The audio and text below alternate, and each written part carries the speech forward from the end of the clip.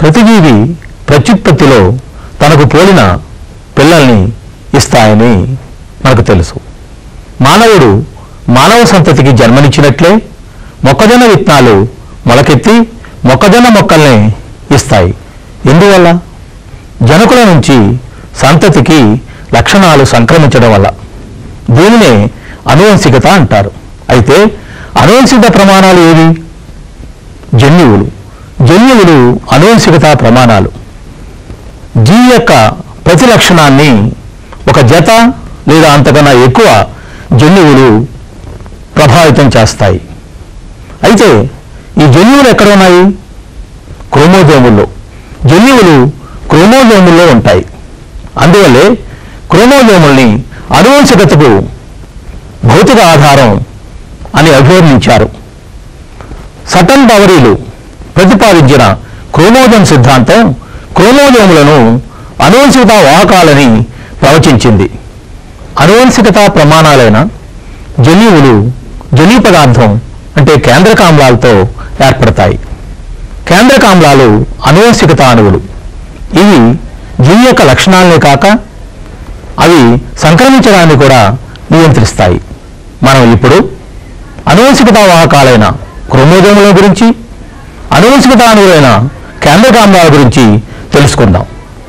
Chromosome అనే పదాన్ని వాల్డియర్ ప్రతిపాదించాడు. క్రోమో అంటే రంగు, సోమ్ అంటే దేహం. విద్యుకేంద్ర కణాల్లో కేంద్రకమునందు, కేంద్రకపూర్వ కణాల్లో కేంద్రకార్భంగాను క్రోమోజోములు ఉంటాయి.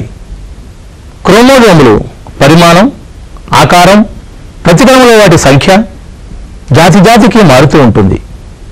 క్రోమోజోములు సుమారు 3 నుంచి 12 మైక్రాన్ల పొడవు గల దారపోచల వలె ఉంటాయి. మొక్కల్లో శిలీంధ్రాల వలె 0.25 మైక్రాన్లంత చిన్నవిగను, ట్రిలియంల వలె 30 మైక్రాన్లంత పెద్దవిగను ఉంటాయి. కణాల్లోని క్రోమోజోము సంఖ్యను చూస్తే ఒక సంయోగ బీజము లేదా ఒక సిద్ధ బీజములో ఒకే ఒక సమితి క్రోమోజోములు ఉంటాయి.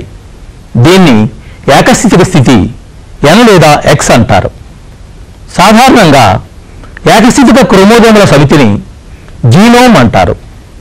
శారీరక కణాల్లో అయితే 2 క్రోమోజోమ్ సమితులు ఉంటాయి. దీన్ని ద్వైస్థితిక స్థితి 2N లేదా 2X అంటారు. ఒక కణములో 2 కంటే ఎక్కువ క్రోమోజోమ్ సమితులుంటే దాన్ని బహుస్థితిక స్థితి అంటారు. ఔద్బీజ మొక్కల్లోని అంకురజాత కణాల్లో 3 క్రోమోజోమ్ సమితులు ఉంటాయి. దీన్ని త్రైస్థితిక స్థితి 3X లేదా 3N అంటారు. కొన్ని మొక్కల దేహ కణాల్లో ఉండే ద్వైస్థితిక క్రోమోజోమ్ సంఖ్యలను గమనిద్దాం. మొక్కల్లోకెల్లా అతి తక్కువ క్రోమోజోమ్ సంఖ్య హ్యాప్లోపాపస్ గ్రాసిలిస్లో ఉంటుంది. దానిలో 2X = 4. పైసమ్ సెటైవం బఠానీలో 14, అలియంసెప నీరులిలో 16, గియామేస్ మొక్కజొన్నలో 20, వరైజా సెటైవా వరిలో 24, నికోటియానా టబాకం పొగాకులో 48, గాసిపియం పత్తిలో 52, సెకారం అప్షినారం చెరుకులో 80 ఉంటాయి. మొక్కల్లోకెల్లా అత్యధిక క్రోమోజోమ్ సంఖ్యను ఓఫియోగ్రాదం రెటిక్యులేటం అనే ఫెర్న్లో పరిశీలించారు. దానిలో 2N = 1260. ఒక జాతి జీవిలోని క్రోమోజోములు గుర్తించడానికి వీలు కల్పించే లక్షణాల మొత్తాన్ని క్యారియోటైప్ అంటారు. ఒక సమితిలోని క్రోమోజోములను వాటి పొడవుల అవరోహణ క్రమంలో చిత్రీకరిస్తే ఆ చిత్రీకరణను ఇడియోగ్రామ్ అంటారు. ఇక క్రోమోజోముల నిర్మాణానికి వద్దాం. కణవిభజనలోని మధ్యస్థ దిశలో క్రోమోజోములు స్పష్టంగా కనిపిస్తాయి. మామూలు సూక్ష్మదర్శినిలో క్రోమోజోమ్ నిలువుగా 2 క్రోమాటిడ్లుగా చీలి ఉంటుంది. ఈ 2 క్రోమాటిడ్లు వదులుగా ఉండే పారానిమిక్ కుండలతో కానీ లేదా సులభంగా విడతీయ వీలు కాని ప్లెక్టోనిమిక్ కుండలతో కానీ ఒకదాన్నొకటి సర్పిలంగా వెలివేసుకుని ఉంటాయి. క్రోమోజోములోని క్రోమాటిడ్ని ఆవరించి పెలికిల్, దాని లోపల ప్రోటీన్ మాత్రిక ఉంటుందని గతంలో భావించేవారు. కానీ ఎలక్ట్రాన్ సూక్ష్మదర్శిని పరిశీలనలు పెలికలు ఉండదని నిరూపించాయి. ప్రతి క్రోమాటిడ్లో ఉండే సన్నని దారాల వంటి నిర్మాణాలను క్రోమోనిమేటా అంటారు. క్రోమోనిమేటాలపై క్రోమోమియల్ అనే గుండ్రటి సూక్ష్మరేణువులు, వాటికంటే కొద్ది పెద్ద పరిమాణం గల నాబ్లు ఉంటాయి. క్రోమోజోములోని 2 క్రోమాటిడ్లను కలుపుతూ ఉండే ప్రాథమిక కుంచనాన్ని సెంట్రోమియర్ లేదా కైనెటోకోర్ అంటారు. కణ విభజనలో దీనికి క్రోమోజోముల కంటిపోగులు అతుక్కుంటాయి. సెంట్రోమియర్కి ఇరుప్రక్కలా ఉండే క్రోమోజోమ్ భాగాలను బాహువులు అంటారు. బాహువుల కొనలు ధ్రువశీలతను కలిగి ఒకదాని కొరకు మరొకొన అతుక్కొనకుండా నివారణ జరుగుతుంది. ఈ కొనలను టీలోమియర్లు అంటారు. కొన్ని క్రోమోజోముల్లో ఒక ద్వితీయ కుంచనం కూడా ఉంటుంది. ద్వితీయ కుంచనానికి ఆవలగా ఉండే క్రోమోజోమ్ బాహు భాగాన్ని శాటిలైట్ లేదా ట్రెబెంట్ అంటారు. ద్వితీయ కుంచనం కేంద్రకాంశం ఏర్పడే స్థావరంగా పనిచేస్తే ఆ క్రోమోజోమ్ని కేంద్రకాంశ సంవిధాన క్రోమోజోమ్ అని పిలుస్తారు. క్రోమోజోములు రసాయనికంగా క్రోమాటిన్ అనే పదార్థంతో తయారవుతాయని మనకు తెలుసు. ఈ క్రోమాటిన్ 2 రకాలు. ఒకటి హెటెరోక్రోమాటిన్, 2 యూక్రోమాటిన్. క్రోమోజోములను అభిరంజనం చేసినప్పుడు క్రోమోజోములోని కొన్ని ప్రాంతాలు అధిక అభిరంజనాన్ని తీసుకొని దట్టమైన రంగులో కనబడతాయి. అతటి క్రోమాటిన్ను హెటెరోక్రోమాటిన్ అంటారు. ఇది జన్యుపరంగా క్రియావంతమైనది కాదు. క్రోమోజోములో మరికొన్ని ప్రాంతాలు తక్కువ అభిరంజనాన్ని తీసుకొని లేత రంగులో కనిపిస్తాయి. ఆ ప్రాంతాల్లోని క్రోమాటిన్ను యూక్రోమాటిన్ అంటారు. ఇది జన్యుపరంగా క్రియావంతమైంది. కార్న్బర్గ్, థామస్లు ప్రతిపాదించిన న్యూక్లియోజోమ్ నమూనా ప్రకారం సుమారు 200 క్షారజతలతో కూడిన DNA, కోర్ హిస్టోన్లైన H2A twice, H2B twice, H3 twice, H4 ట్వైస్ల అష్టకం కలిసి ఒక న్యూక్లియోజోమ్ కోర్ అనే ప్రమాణాన్ని ఏర్పరుస్తాయి. న్యూక్లియోజోమ్ కోర్ను DNAను కలుపుతూ H1 అనే హిస్టోన్ ఉండి మొత్తం మీద క్రోమటోజోమ్ ఏర్పడుతుంది. ప్రతి క్రోమోజోములో గుండ్రటి క్రోమటోజోములు పూసలుగా ఉండి వాటిని కలుపుతూ లింకర్ DNA అంటే సహలగ్ని DNA ఉంటుంది. క్రోమోజోముల వర్గీకరణకు వస్తే క్రోమోజోముల్లోని సెంట్రోమియర్ల సంఖ్యను బట్టి క్రోమోజోములను ఎసెంట్రిక్, సెంట్రోమియర్ లేనివి, మోనోసెంట్రిక్, 1 సెంట్రోమియర్ కలిగినవి, బైసెంట్రిక్, 2 సెంట్రోమియర్లు కలిగినవి, పాలీసెంట్రిక్, అనేక విసరిత సెంట్రోమియర్లు కలిగినవి అనే రకాలుగా చేశారు. క్రోమోజోమ్లోని సెంట్రోమియర్ స్థానమును బట్టి మోనోసెంట్రిక్ క్రోమోజోములను మరలా మెటాసెంట్రిక్, సబ్మెటాసెంట్రిక్, యాక్రోసెంట్రిక్, టీలోసెంట్రిక్ అనే రకాలుగా వర్గీకరించారు. మెటాసెంట్రిక్ క్రోమోజోము దాని పొడవులో మధ్యగా సెంట్రోమియర్ను కలిగి ఉంటుంది. ఇది 2 సమాన బాహువులతో చలనదిశలో V ఆకారంలో కనిపిస్తుంది. సబ్మెటాసెంట్రిక్ క్రోమోజోములో సెంట్రోమియరు మధ్యస్థ స్థానానికి కొంచెం ప్రక్కగా ఉంటుంది. ఇది 2 అసమాన బాహువులను కలిగి చలనదిశలో L ఆకారంలో కనిపిస్తుంది. యాక్రోసెంట్రిక్ క్రోమోజోములో సెంట్రోమియరు కొనకు దగ్గరగా ఉండి 2 అసమాన బాహువులతో చలనదిశ నందు J ఆకారంలో కనిపిస్తుంది. టీలోసెంట్రిక్ క్రోమోజోములో సెంట్రోమియరు కొన వద్ద ఉంటుంది. ఇది ఒకే ఒక బాహువును కలిగి చలనదిశలో ఐ ఆకారంలో కనిపిస్తుంది. విధిని బట్టి క్రోమోజోములు రెండు రకాలు. ఒకటి ఆటోజోములు, రెండు ఎల్లోజోములు. ఆటోజోములు శారీరక క్రోమోజోములు. ఇవి జీవుల పెరుగుదల, అభివృద్ధి వంటి శాఖీయ లక్షణాలను నియంత్రిస్తాయి. ఇవి ప్రతి కణములో అనేకం ఉంటాయి. అల్లోజోములు అంటే లైంగిక క్రోమోజోములు. ఇవి ప్రతి ద్వైసిత కణంలోనూ కనీసం ఒక జత ఉంటాయి. మనం ఇంతవరకు క్రోమోజోముల గురించి తెలుసుకున్నాం. ఇక కేంద్రక ఆమ్లాలకు వస్తే, కేంద్రక ఆమ్లాలను అలా ఎందుకన్నారంటే వాటిని మొట్టమొదట కేంద్రకాల నుండి వేరుపరిచారు.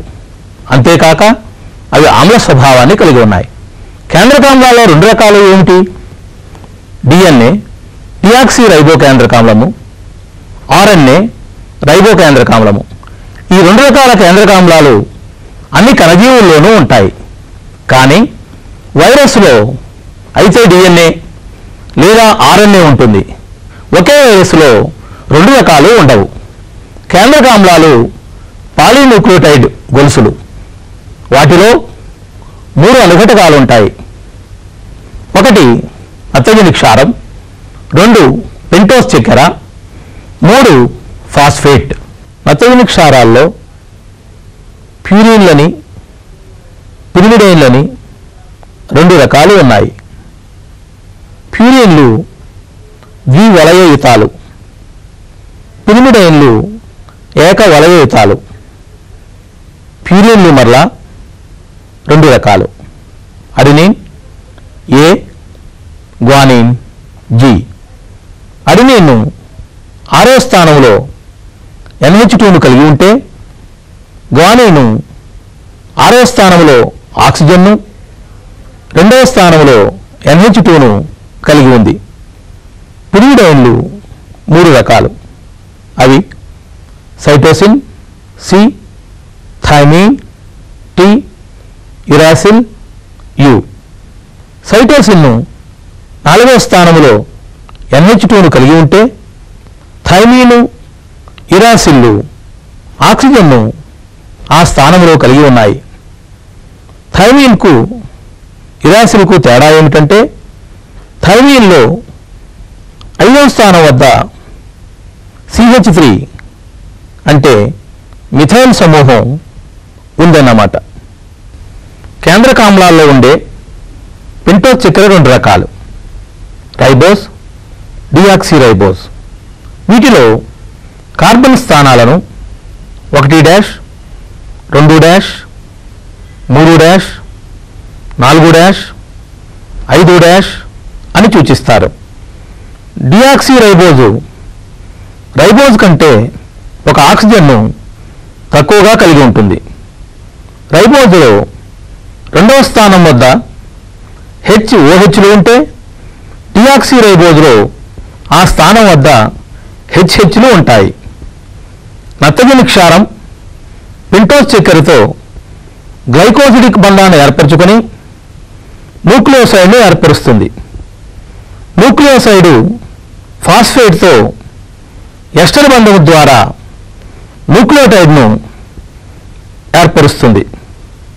అంటే nucleoside plus phosphate is equal to nucleotide.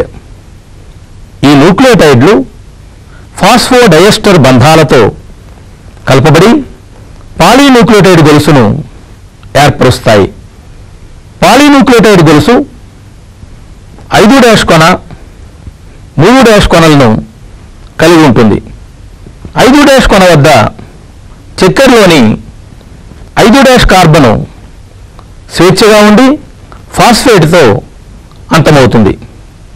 3 dash కొన వద్ద 3 డాష్ కార్బను స్వేచ్ఛగా ఉంటుంది. మనం ఇప్పుడు డిఎన్ఏను గురించి, ఆర్ఎన్ఏను గురించి విడిగా చర్చిద్దాం. వాట్సన్ క్రిక్ల ప్రకారం డిఎన్ఏ ద్వంద్వ కుండలి నిర్మాణం, అంటే 2 పోతల నిర్మాణం. ఇది డిఎన్ఏ నమూనా. డిఎన్ఏలో 2 పాలీన్యూక్లియోటైడ్ గొలుసులు ఉంటాయి. ఇవి సర్పిలాకారంగా సవ్య దిశలో మెలితిరిగి ఉంటాయి. అందువల్ల డిఎన్ఏ సర్పిల మెట్ల సోపానం వలె కనిపిస్తుంది. డిఎన్ఏకు చార్గాఫ్ తుల్యతా నియమం వర్తిస్తుంది. అంటే purine by pyrimidine is equal to adenine by thymine is equal to cytosine by guanine is equal to 1. Adenine థైమిన్ల మధ్య 2 హైడ్రోజన్ బంధాలుంటే సైటోసిన్ గ్వానిన్ల మధ్య 3 హైడ్రోజన్ బంధాలు ఉంటాయి. డిఎన్ఏలోని 2 పోచలు ప్రతి సమాంతరంగా అమరి ఉంటాయి. అంటే డిఎన్ఏలోని ప్రతి కొన వద్ద ఒక పోచ 3' కొనను కలిగి ఉంటే రెండవ పోచ 5' కొనను కలిగి ఉంటుంది. కణాల్లోని సాపేక్ష ఆర్ద్రత, లవణఘారతలను అనుసరించి డిఎన్ఏ అనేక రూపాల్లో ఉంటుంది. అవి ఏ, బి, సి, డి, జడ్లు అనేవి. ఇందు బి రూపము, జడ్ రూపము ముఖ్యమైనవి. మనం ఇంతవరకు వర్ణించిన డిఎన్ఏ అతి సాధారణ బి రూపము. ఇది అధిక స్థిరత్వాన్ని కలిగి ఉంటుంది. జడ్ రూపంలో పెంటోస్ చక్కెర, ఫాస్ఫేట్లతో కూడిన పోచలు వంకర టింకర్లుగా ఉంటాయి. బ్యాక్టీరియోఫేజ్ 5x174 వలె కొన్ని వైరస్సుల్లో ఏకపోచ డిఎన్ఏ ఉంటుంది. డిఎన్ఏకు ఆటోకటలిటిక్, హెట్రోకటలిటిక్ అనే విధులు ఉంటాయి. ఆటోకటలిటిక్ విధిలో డిఎన్ఏ స్వయం ప్రతికృతి చెంది 2 పిల్ల డిఎన్ఏ అణువులను ఇస్తుంది. డిఎన్ఏ ప్రతికృతిలో 2 పోచలు ఒక కొన నుండి ప్రారంభమై విడిపోతూ ఉంటాయి. ఈ విడిపోతూ ఉన్న 2 పోచలు మూస ఫలకాల్లా పనిచేసి డిఎన్ఏ పాలిమరేజ్ అనే ఎంజైమ్ సమక్షంలో కొత్త పోచలను నిర్మించుకుంటాయి. ఈ విధంగా 2 పిల్ల డిఎన్ఏలు ఏర్పడతాయి. ఒక్కొక్క పిల్ల డిఎన్ఏలో ఒక పోచ పాతది, ఒక పోచ కొత్తది. ఈ విధానాన్ని పాక్షిక సంరక్షక పద్ధతి అంటారు. డిఎన్ఏ ప్రతికృతి ప్రతి కణ విభజనలోనూ జరుగుతూనే ఉంటుంది. హెట్రోకటలిటిక్ విధిలో డిఎన్ఏ ఇతర రసాయన పదార్థాణువుల సంశ్లేషణాన్ని నియంత్రిస్తుంది. డిఎన్ఏ అనులేఖనంలో ఎంఆర్ఎన్ఏను ఏర్పరుస్తుంది. ఈ ఆర్ఎన్ఏ ప్రోటీన్ సంశ్లేషణాన్ని జరుపుతుంది. ఇక ఆర్ఎన్ఏ అంటే రిబోకేంద్రక ఆమ్లం గురించి తెలుసుకుందాం. ఇది ఆర్ఎన్ఏ నమూనా. ఆర్ఎన్ఏలో ఒకే ఒక పాలిన్యూక్లియోటైడ్ గొలుసు ఉంటుంది. ఈ గొలుసు కొన్ని నిర్దిష్ట ప్రాంతాల్లో ముడతలుపడి ఉండవచ్చు. ముడతలుపడ్డ ప్రాంతాల్లో సంపూరక క్షారాల మధ్య హైడ్రోజన్ బంధాలుండి ఏయు, జీసీ క్షారజతలు ఏర్పడతాయి. ఆర్ఎన్ఏకు చార్గాఫ్ తుల్యతా నియమం వర్తించదు. ఆర్ఎన్ఏలో ప్రధానంగా 3 రకాలున్నాయి. ఆర్ఆర్ఎన్ఏ అంటే రిబోజోమల్ ఆర్ఎన్ఏ, ఎంఆర్ఎన్ఏ అంటే వార్తాహారి లేదా రాయబారి ఆర్ఎన్ఏ, టిఆర్ఎన్ఏ అంటే బదిలీ ఆర్ఎన్ఏ, ఆర్ఆర్ఎన్ఏ అంటే రిబోజోమల్ ఆర్ఎన్ఏ రిబోజోముల్లో ఉంటుంది. ఇది మెలికలు తిరిగిన ఒక పాలీన్యూక్లియోటైడ్ గొలుసును కలిగి ఉంటుంది. కొన్ని ప్రాంతాల్లో సంపూరక క్షారజతలు ఉంటాయి. ఎంఆర్ఎన్ఏ అంటే వార్తాహారి ఆర్ఎన్ఏ లేదా రాయబారి ఆర్ఎన్ఏకి ఆ పేరు ఎలా వచ్చిందంటే అది డిఎన్ఏ నుంచి ప్రోటీన్ సంశ్లేషణ సమాచారాన్ని ప్రోటీన్ సంశ్లేషణ స్థావరానికి తీసుకువెళ్తుంది. ఇది ఒక మెలికలు తిరగని న్యూక్లియోటైడ్ పోచను కలిగి ఉంటుంది. దీనిలో 5' కొన వద్ద ఒక క్యాప్ అంటే టోపీ, తరువాత నాన్ కోడింగ్ ప్రాంతము 1 అంటే ప్రథమ సంకేతీకరణం జరపని ప్రాంతం, దాని తరువాత ఆరంభ కోడాన్ అంటే ఏయుజీ లేదా జియుజీ, తరువాత కోడింగ్ ప్రాంతం అంటే సంకేతీకరణం జరిపే ప్రాంతం. దాని తర్వాత అంత్య సంకేతం అంటే యుఏఏ లేదా యుఏజీ లేదా యూజీఏ. దాని తర్వాత నాన్ కోడింగ్ ప్రాంతం 2 అంటే ద్వితీయ సంకేతీకరణం జరపని ప్రాంతం. చివరిలో 3' కోణ వద్ద పాలీ ఏ క్రమం ఉంటుంది. టిఆర్ఎన్ఏ అంటే బదిలీ ఆర్ఎన్ఏకు ఆ పేరు ఎలా వచ్చిందంటే దాని విధి అనువాదంలో ఎంఆర్ఎన్ఏ వద్దకు అమైనో ఆమ్లాలను బదిలీ చేయడం. హోలే బృందం ప్రతిపాదించిన క్లోవర్ పత్ర నమూనా ప్రకారం టిఆర్ఎన్ఏలో ఉన్న ఒకే ఒక పాలీన్యూక్లియోటైడ్ గొలుసు మెలికలు తిరిగి 5 బాహువులను ఏర్పరుస్తుంది. అవి 1 స్వీకర్త కాండం, 2 డిహెచ్యు బాహు అంటే డైహైడ్రోయూరిడిన్ బాహు, 3 ఆంటీకోడాన్ బాహు అంటే ప్రతి సంకేత బాహు, 4 టీసైసి బాహు, 5 వైవిధ్య బాహు. స్వీకర్త బాహు చివర సిసిఏ కొన ఉంటుంది. ప్రతి సంకేత బాహువులో సిక్యోలో ఉన్న 7 జతకూడని క్షారాల్లో మధ్య ఉన్న 3 ప్రతి సంకేతంగా పనిచేస్తాయి. అవి ఎంఆర్ఎన్ఏలోని సంకేత క్షారాలను గుర్తిస్తాయి. మనం ఇప్పుడు ఆర్ఎన్ఏలోని 3 ప్రధాన రకాలను పోల్చుదాం. రిబోజోమల్ ఆర్ఎన్ఏ కణ మొత్తం ఆర్ఎన్ఏలో 80% ఉంటే ఎంఆర్ఎన్ఏ అంటే రాయబారి ఆర్ఎన్ఏ 3 నుండి 5%, టిఆర్ఎన్ఏ అంటే బదిలీ ఆర్ఎన్ఏ 10 నుండి 20% ఉంటున్నాయి. ఆర్ఆర్ఎన్ఏ సెడిమెంటేషన్ కోషియంట్ అంటే అవసాదన గుణకము 5s నుండి 28s ఉంటే ఎంఆర్ఎన్ఏ 8sను, టిఆర్ఎన్ఏ 3.8sను కలిగి ఉంటున్నాయి. ఆర్ఆర్ఎన్ఏ అణువులో 120 నుండి 5500 న్యూక్లియోటైడ్లు ఉండవచ్చు. ఎంఆర్ఎన్ఏలో 300 నుంచి 1500, టిఆర్ఎన్ఏలో 73 నుంచి 93 న్యూక్లియోటైడ్లు ఉంటాయి. ఆర్ఆర్ఎన్ఏ కేంద్రకాంశ డిఎన్ఏ నుంచి ఏర్పడుతూ ఉంటే ఎంఆర్ఎన్ఏ టిఆర్ఎన్ఏలు క్రోమోజోముల్లోని డిఎన్ఏ నుంచి ఏర్పడుతూ ఉంటాయి.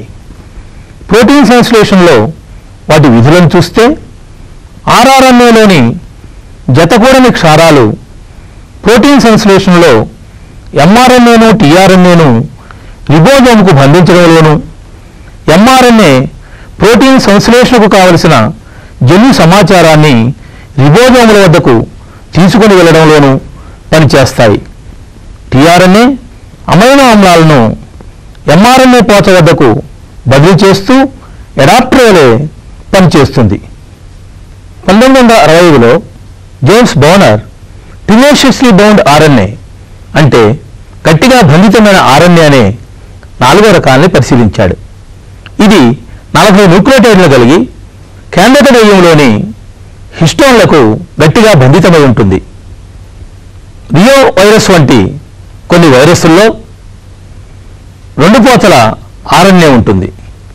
ఇక ముగించే ముందు మనం డిఎన్ఏకు ఆర్ఎన్ఏకు గల భేదాలని చూద్దాం. డిఎన్ఏ ప్రధానంగా కేంద్రకములోని క్రోమోజోముల్లోనూ, కణద్రవ్యంలోని మైటోకాండ్రియా, ప్లాస్టిడ్లు, సెంట్రియోళ్ళు మొదలైన వాటిలోనూ అనేక వైరస్సుల్లోనూ ఉంటుంది. ఆర్ఎన్ఏ ప్రధానంగా కణద్రవ్యంలోని రైబోజోముల్లోనూ, కేంద్రకములోని కేంద్రకాంశంలోనూ, మొక్కల వైరస్సుల్లోనూ ఉంటుంది.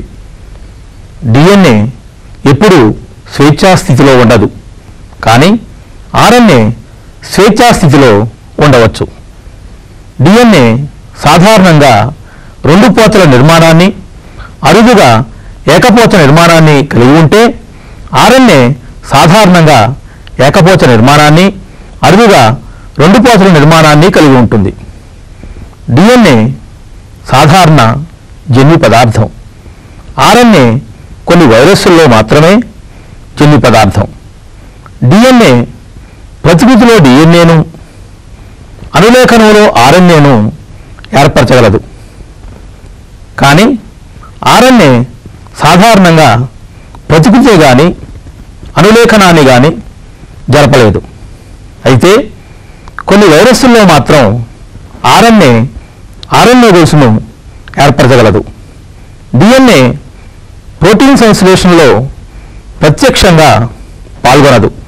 కానీ ఆర్ఎన్ఏ ప్రోటీన్ సంశ్లేషణలో ప్రత్యక్ష పాత్ర వహిస్తుంది. నిజం చెప్పాలంటే కేంద్రక ఆమ్లాలు జీవానికి అనురహస్యాలు. ఇవి జీవుల యొక్క పెరుగుదల, ప్రత్యుత్పత్తి, అభివృద్ధులను పర్యవేక్షిస్తాయి.